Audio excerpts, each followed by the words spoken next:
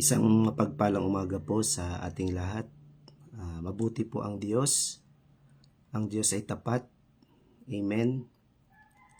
So, tayo po muli ay mag-aaral ng salita ng Diyos sa umagang ito. At patuloy na i-bless tayo ng Panginoon sa umagang ito sa pag-aaral ng salita ng Diyos. So, bago po tayo mag-aral ng salita ng Diyos, tayo po muna ay umawit sa Panginoon.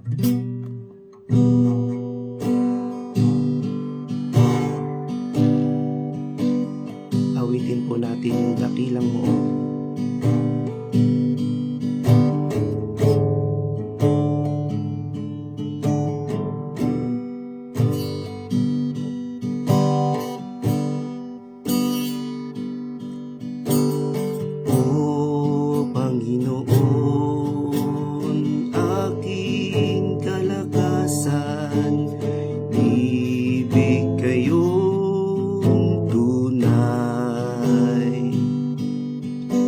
Matibay na muog at tagapagligtas, Diyos na sa akin nag-iingat,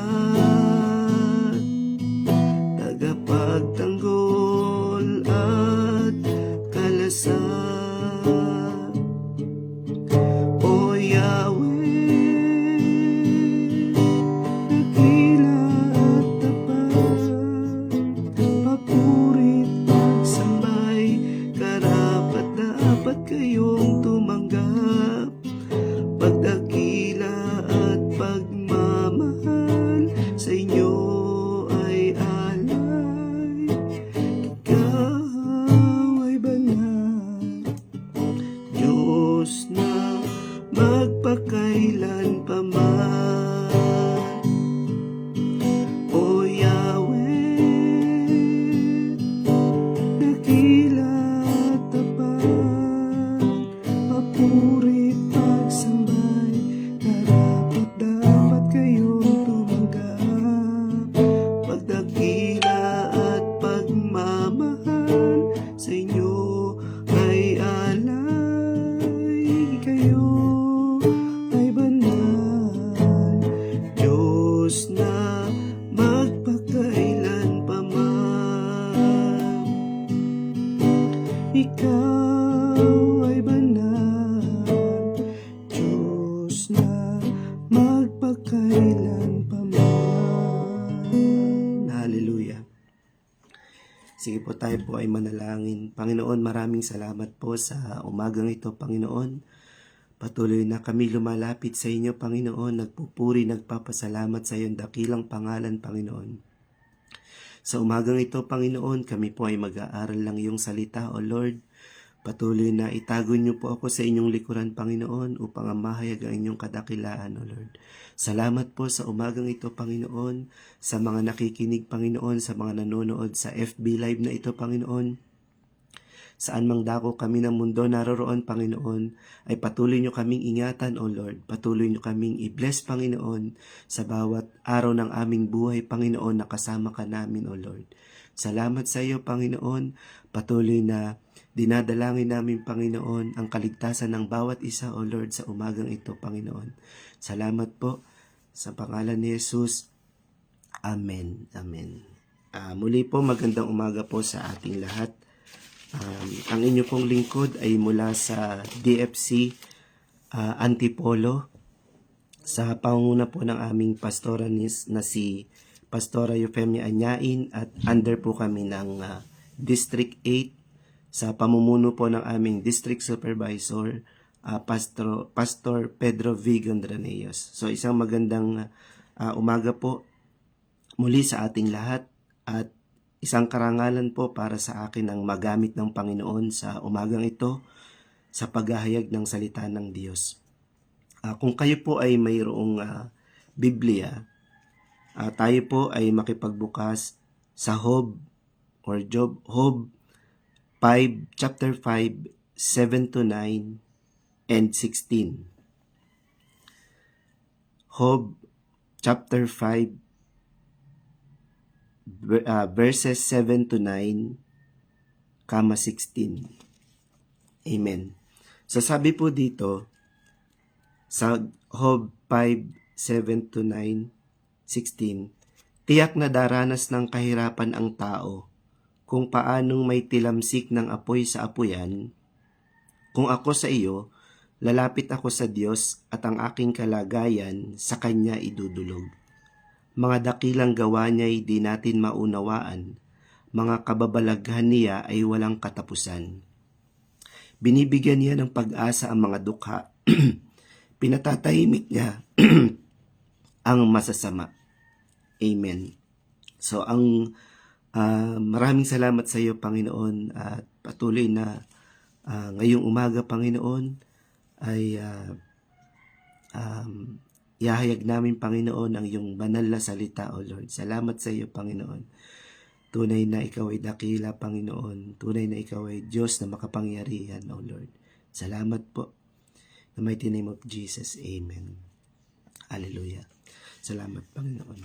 Ang ating pong pag-aaralan ngayon ay binigyan ko ng paksa na lalong lumapit sa Diyos. Amen. So lalong tayong magpakalapit sa Diyos. Kung atin pong matatandaan ang buhay ni Job. So si Job po ay isang mabuting tao na nagmamahal sa Panginoon at sumusunod sa kanyang mga utos. Siya ay may 10 anak at kawan na hayop at maraming kayamanan. Siya ay nakaranas ng mahihirap na bagay upang tinulutan to ng Panginoon na makaranas siya ng mahihirap na bagay. Ninakaw yung kanyang mga alagang hayop, nasunog ang lahat ng ari-arian, namatay ang kanyang mga anak, at walang natira sa kanilang mag-asawa kundi ang kanilang kalusugan. Dumating yung bagyo, namatay yung kanyang mga anak, so walang natira kundi yung kanilang kalusugan. Nalungkot si Job noon, ngunit may pananampalataya pa rin si Job sa Panginoon. Hindi niya sinisi ang Panginoon sa mga nangyari. Amen po. So pagkatapos, nagkasakit si Job ng malubha. Nagtaka si Job at ang kanyang asawa kung bakit nangyayari ang lahat ng masasamang bagay na ito. So ipinakita ng Panginoon sa kanya ang mundo, ang mga bituin at ang lahat ng bagay na nabubuhay. So tinuruan niya si Job ng isang mahalagang aral. So ang lahat ng bagay ay nilikha upang tulungan ang mga anak ng Ama sa langit na malaman ang tungkol sa kanyang anak na si Hesukristo at sumunod sa kanya. So nagsisi si Job at hiniling niya sa Panginoon na patawarin siya sa kanyang pag-aalinlangan. So doon po nung una po nakaranas si Job ng matinding kahirapan, naroon yung pagtitiwala niya sa Panginoon. Ngunit nung makaranas siya ng malubhang sakit, nagkaroon siya ng alinlangan, nagtanong siya sa Panginoon, bakit nangyayari sa kanya ang mga bagay na iyon. Pero sa huli siya ay humingi ng kapatawaran sa Panginoon. Lumapit siya sa Panginoon at hiniling niya sa Panginoon na patawarin siya. Sa kanyang pag-aalinlangan, nangako siya na magtitiwala sa Panginoon. So nung nangako siya sa Panginoon, lumapit siya sa Panginoon, pinagaling siya ng Panginoon at biniyayaan ng mas maraming anak at 2 beses ng dami ng kanyang kayamanan na mayroon siya noon. So yun po yung buhay ni Job, na sa kabila ng matinding kahirapan, sa kabila ng malulubhang sakit na dinanas niya, ay patuloy na nagtiwala pa rin siya sa Panginoon. So tayo po ba mga kapatid, kahit gaano kahirap yung buhay na naranasan natin ngayon, sa ngayon at sa mga darating pa, patuloy tayong lalapit at lalong lalapit sa Panginoon. So walang iba tayong lalapitan kundi ang Panginoon. Amen po ba? Amen. So dahil sa mga pangyayaring iyon ay mas lalong lumapit sa Diyos at nagtiwala sa kanyang magagawa sa ating buhay, sa kaginawahan man o kahirapan man. Sabi nga po dun sa Job 5:8, kung ako sa iyo, lalapit ako sa Diyos at ang aking kalagayan sa Kanya idudulog. Amen po. So meron po dito tayong bakit tama ang lumapit sa Diyos sa halip na lumayo sa Kanya dahil sa kahirapan. So meron po tayong tatlong bagay na pag-uusapan kung bakit tama ba ang lumapit sa Diyos sa halip na lumayo sa Kanya dahil sa kahirapan. So una po sa ating punto, ang kahirapan ay mararanasan ng lahat ng tao. Amen po. So sabi po doon sa Job 5:7, ang sabi po dito sa Job 5:7, tiyak na daranas ng kahirapan ang tao kung paanong may tilamsik ng apoy sa apuyan. So yun po yung sinasabi sa Job 5:7. So gaano man natin kagusto na iwasan ng kahirapan, ay dadaan at dadaan ito sa lahat, sa ating buhay. So bilang bansa, pamilya at individual, apektado tayo ng bawat pangyayari. Tayo man o iba ang may gawa ng pangyayari. Amen po. So ang kahirapan po yan po ay kahit po tayo ay mga mananampalataya at kahit tayo naglilingkod sa Panginoon, talaga pong mararanasan natin yung ipaparanas sa atin ng Panginoon yung kahirapan. Amen po. Dito sinusubok ng Panginoon kung gaano yung ating kalaki yung pagtitiwala natin sa Kanya. Amen po ba? Amen. So sabi po doon sa Mateo chapter 24 verse 6 to 13. So babasahin po natin Mateo chapter 24 verse 6 to 13. Sabi po dito, at makakarinig kayo ng mga digmaan at ng mga bali-balita ng mga digmaan. Mag-ingat kayo na huwag kayong mangamba, sapagkat kailangang mangyari ito, subalit hindi pa ito ang wakas. Ngunit, sapagkat maglalaban ang mga bansa sa bansa at ang kaharian laban sa kaharian, magkakaroon ng taggutom at mga lindol sa iba't ibang dako. Ngunit ang lahat ng mga ito ay pasimula lamang na matinding paghihirap. Pagkatapos ay ibibigay kayo sa kapighatian na kayo'y papatayin at kayo'y kapupuotan ng lahat ng mga bansa dahil sa aking pangalan. Maraming tatalikod, magtataksil at mapupuot sa isa't isa. Maraming bulaang propeta ang lilitaw at ililigaw nila ang marami. Dahil sa paglaganap ng kasamaan, ang pag-ibig ng marami ay lalamig, subalit ang mga magtiis hanggang sa wakas, sabi dito, subalit ang magtiis hanggang sa wakas ay siyang maliligtas. Amen po. So sabi po doon sa Mateo chapter 24, verse 6 to 13. So dito po tayo po ay sabi po dito, ipinapahayag sa atin ng salita ng Diyos na tayo makakarinig ng mga digmaan at ng mga bali-balita ng mga digmaan. So ito po ay nangyayari. Amen po ba? So nangyayari po ito, yung mga bansa naglalaban-laban. So yung mga kaharian naglalaban-laban. So narito po yung magkakaroon ng taggutom at mga lindol sa iba't ibang dako ng bansa. Yun po, nararanasan natin yun, yung paglindol. Amen po ba? So isa yung palatandaan, so yun po yung isang pasimula lamang ng matinding paghihirap. Pero po sa kabila noon, sabi ng Panginoon, tayo ay lalong lumapit sa Kanya. Amen po ba? Amen. So napakabuti po ng Panginoon dahil sa ipinaparanas na kahirapan sa atin. Patuloy na tinuturuan niya tayo na tayo mas lalong lumapit sa Kanya. Amen po. Amen. So, yun po yung unang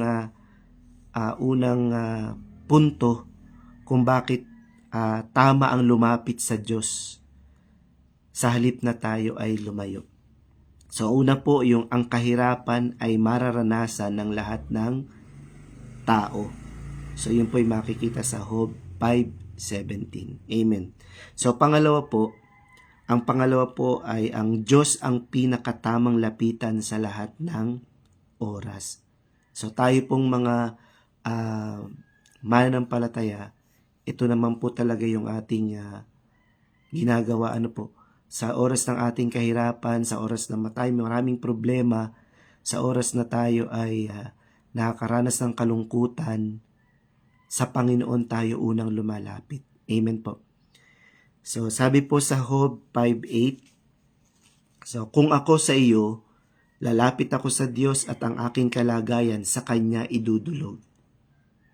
And sa 5:9 po, sabi doon, mga dakilang gawa niya di natin mauunawaan, mga kababalagan niya ay walang katapusan.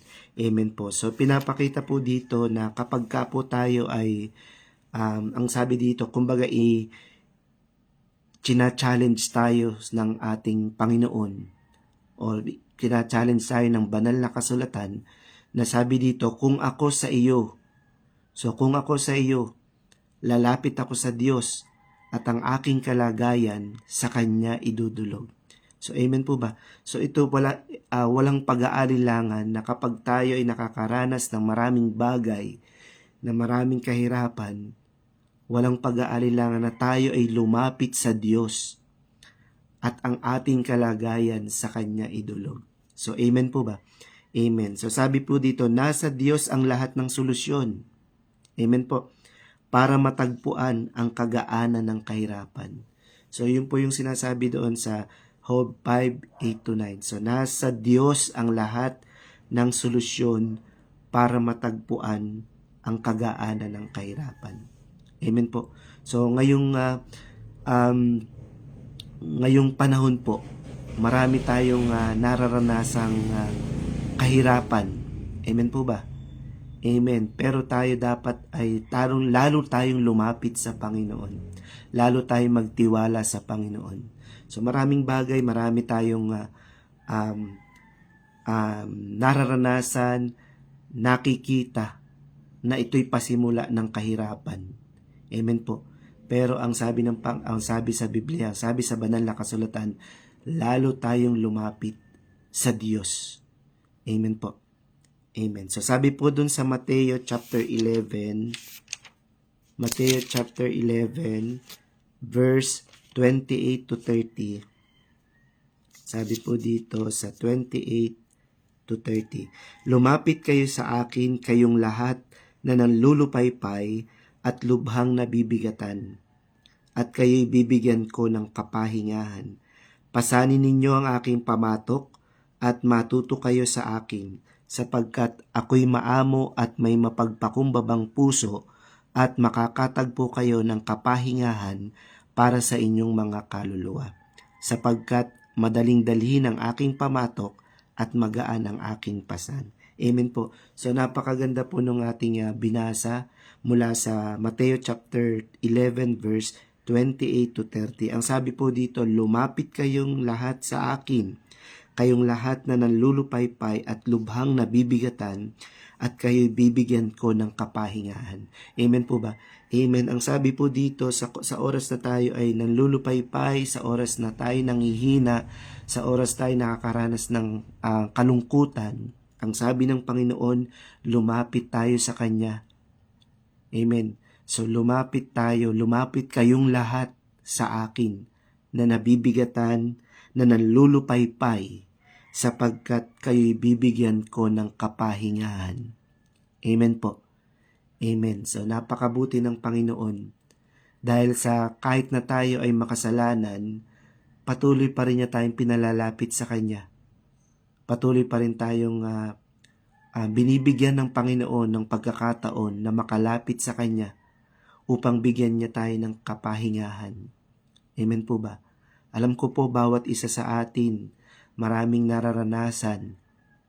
Ayan, lalo na po yung mga kapatid natin na nasa ibang dako ng bansa. Patuloy na kayo po, alam namin na ang bawat isa sa atin nakakaranas ng kahirapan. Pero tayo po ay nananatiling nagtatapat at nagtitiwala sa Panginoon, sa Kanyang magagawa. Amen po. Amen. So, yun po yung pangalawang bagay na sinasabi natin, yun po yung pangalawang bagay kung bakit tama ang lumapit sa Diyos. Tama ang lumapit sa Diyos sa halip na tayo lumayo sa Kanya dahil sa kahirapan. So ang una po, ang kahirapan ay mararanasan ng lahat ng tao. So ang pangalawa po ay ang Diyos ang pinakatamang lapitan sa lahat ng oras. Amen po. So at ang pangatlong bagay po ay igagawad ng Diyos ang pag-asa sa lumalapit sa Kanya. Amen po. So sabi po doon, ang sabi po doon ay igagawad ng Diyos ang pag-asa na lumalapit sa Kanya. So sabi po doon sa Job 16, binibigyan niya ng pag-asa ang mga dukha, pinatatahimik niya ang masasama. Amen po ba? So ang sabi po doon sa Job 16, Job chapter 5 verse 16, binibigyan niya ng pag-asa ang mga dukha, pinatatahimik niya ang masasama. Amen po ba? So ang sabi po dito sa Hebreo 10:23, magpakatatag tayo sa ating pag-asa at huwag nang mag-alinlangan pa sapagkat tapat ang nangako sa atin. Amen po ba? So napakaliwanag po na sinasabi dito sa banal na kasulatan na magpakatatag tayo sa ating pag-asa at huwag nang mag-alinlangan pa sapagkat tapat ang nangako sa atin. Amen po. So kung matatandaan po natin kung matatandaan po natin dun sa huling bahagi ng buhay ni Job, siya po ay nakaranas ng malubhang sakit at nagkaroon siya ng pag-aalinlangan sa Panginoon. Pero at sa bandang huli ay patuloy na nagtiwala pa rin siya sa Panginoon at mas lalong binigyan siya ng Panginoon ng mas maraming anak at ng mas doble pa yung kayamanan na ipinagkaloob sa kanya na mayroon siya noon. So ganun po yung sinasabi na magpakatatag tayo sa ating pag-asa at huwag nang mag-alinlangan pa sapagkat tapat ang nangako sa atin. Amen po ba? Amen. So sabi po sa Awit chapter 42 verse 5. So Awit chapter 42 verse 5. So bakit ako nanlulumo? Bakit ako nagdaramdam sa Diyos? Ako ay may tiwala. Siya'y aking aasahan, Diyos na tagapagligtas. Muli ko siyang aawitan. Ang umaasa sa Diyos ay makakakita ng liwanag at kaaliwan sa buhay. Kahit patulad ni Job ay dumaan sa matinding kahirapan. Amen po ba? So napakaliwanag po nung sinasabi natin sa Awit chapter 42 verse 5. So sabi dito, bakit ako manlulumo? So yun po yung mga bagay na bakit ako nanlulumo, bakit ako magdaramdam? Sa Diyos ako may tiwala. Amen po ba? So tayo po, lahat tayo ay nakakaranas ng mga ganong bagay, ng panlulumo, ng pagdaramdam. Pero ang una po nating gagawin ay lumapit tayo sa Panginoon. Amen po ba? Siya yung ating aasahan, Diyos na tagapagligtas, muli ko siyang aawitan. So sa panahon po noon, ay tayo po ay maaring makaawit para sa Panginoon. Amen po. Amen. So ang umaasa sa Diyos ay makakakita ng liwanag at kaaliwan sa buhay. Kahit patulad ni Job ay dumaan sa matinding kahirapan. Amen po ba? Amen. So yun po yung tatlong bagay. Yun po yung tatlong bagay bakit tama ang lumapit sa Diyos. Amen po. Yun po yung tatlong bagay bakit tayo ay kailangan lumapit sa Diyos. Ang una po, ang kahirapan ay mararanasan ng lahat ng tao. Ang Diyos ang pinakatamang lapitan sa lahat ng oras. At ang pangatlong bagay po ay ang igagawad ng Diyos ang pag-asa sa lumalapit sa Kanya. Amen po ba? So yun po yung tatlong bagay na ating napag-aralan sa umagang ito. At patuloy na ang sabi po dito, sino mang gustong manalo sa buhay ay lumapit sa Diyos. Siya ang matibay na muog na masasandalan sa panahon ng kahirapan. So, amen po ba? So, ito po yung iiwanan natin sa ating mga kapatid na sa kabila ng maraming pagsubok, sa kabila ng maraming kahirapan, magtiwala tayo sa Panginoon. Magtiwala tayo sa magagawa ng Panginoon. Amen po ba? Katulad ni Job, siya'y nagtiwala. Nagkaroon man siya ng alinlangan pero patuloy pa rin siya nagtiwala sa Panginoon. Naroon yung pagtitiwala ng Panginoon sa kanya. Naroon yung pagtitiwala niya sa Panginoon. Amen po ba? Amen. So sabi po sa awit sa 46, 1-3, ang ating Diyos ang lakas at kanlungan at handang saklolo kung may kaguluhan. So di dapat matakot. Mundo'y mayanig man, kahit na sa dagat ang bundok matangay, kahit na magulat yaong karagatan at ang mga burol mayanig magimbal. So yun po, napakabuti ng Panginoon. So ito yung pangako ng Panginoon sa atin. Ang pangako sa atin ng Panginoon, anuman yung ating maranasan, magtiwala tayo sa Kanya at bibigyan niya tayo ng buhay na walang hanggan. Amen po ba? So yun po yung pinangako ng Panginoon. So sabi ito na ang ating Diyos, ang ating lakas at ang kanlungan. Amen po. At handang saklolo kung may kaguluhan. So pasensya na po doon sa alarm at hindi ko maano kasi tayo po ay nasa. Ayan, so yun po yung ating bagay, mga dapat nating bagay na gawin na kung tayo nakakaranas ng maraming pagsubok, maraming problema, magtiwala lang tayo sa Panginoon. Mas lalo tayong lumapit sa Panginoon. Amen po ba? Amen. So, yun po yung ating tatlong bagay na napag-aralan sa umagang ito. So, tayo po ay muling lumapit sa Panginoon ngayong umaga.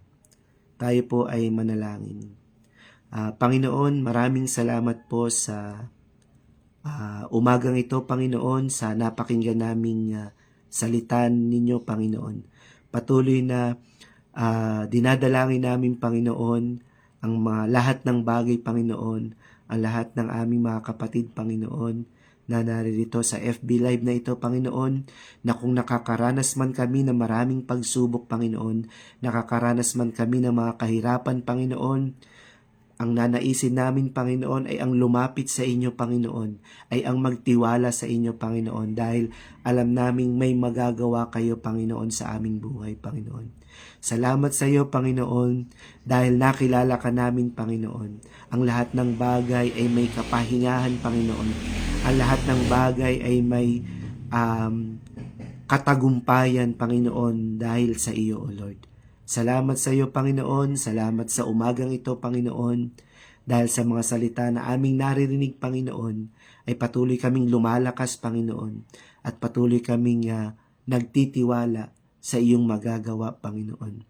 So lahat po ng ito, Panginoon, lahat ng bagay, Panginoon, na aming naranasan, Panginoon, lahat ng kahirapan na aming nararanasan, Panginoon, ay patuloy naming ilalapit sa inyo, Panginoon, sa iyong dakilang pangalan, Panginoon, sa iyong banal na pangalan, Panginoon.